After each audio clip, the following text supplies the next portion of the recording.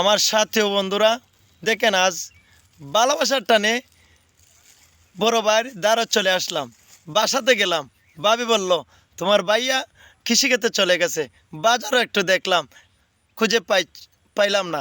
চলে আসলাম কৃষিক্ষেতে, যে কৃষিক্ষেত ভাইজান ফলাইছেন জিঙ্গা। দেখেন বড় ভাই আসলে দেখেন কি পরিশ্রম করে আসে। দেখেন আমরা ভাইয়ে ভাইয়ে কি মহব্বত ভালোবাসা। এই যে ঈদের পূর্ণ মিলন এখানে হইতেছে। আমার ভাইয়ের জন্য সবাই দোয়া করবেন এবং ভাইয়ের সব জীবিতার জন্য দোয়া করবেন। ভাইয়ে দুইটি কথা বলবেন সবার জন্য। বহুত পরিশ্রম কইরা এই কৃষিক্ষেত্র চর্চাছি, আমার জন্য দোয়া করবেন, আমার কৃষিক্ষেত্রের জন্য দোয়া করবেন। ভাইয়ের বেশটা একটু ধন্যবাদ। এই দেখেন বড় ভাইয়ের জন্য আসলে সবাই দোয়া করবেন।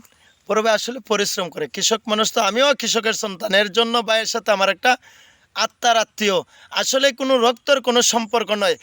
রক্তের সম্পর্কের চেয়ে যে ভাইয়ের সাথে যে আমার আত্মার আত্মীয় একটা সম্পর্ক, এক যে একটা ঈদের মিলনের জন্য আমি কৃষিক্ষেত্রে চলে আসছি। আমার কোনো লাজ লজ্জা ভয় কিছু নাই। আমি সবাইকে ভালোবাসি। একবারে ভিখারির থেকে উচ্চ যতটুক যেতে পারি এতটুক পর্যন্ত আমার ভিতরে কোনো কাদা নাই।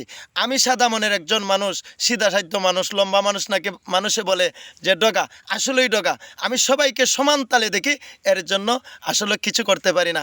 তাহলে আমার সাথী ও বন্ধুরা, আমার পেজটি আপনারা ভালোবাসার মাধ্যমে দেখে একটু ছড়িয়ে ছিটিয়ে দিবেন।